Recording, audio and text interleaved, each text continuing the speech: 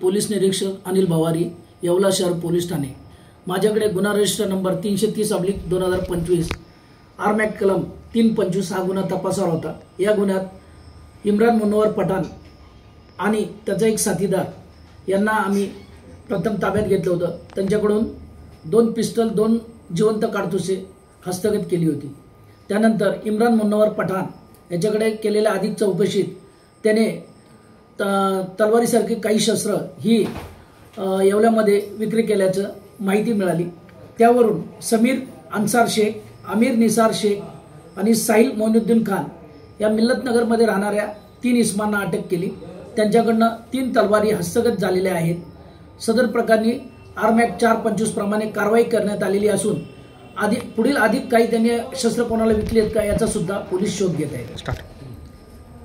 मी येवला परिसरात दहशत माजवणारे किंवा गुंडागर्दी करणारे यांना एक आव्हान देऊ इच्छितो की आता आगामी काळात जिल्हा परिषद, नगरपालिका याच्या निवडणुका होणार आहेत।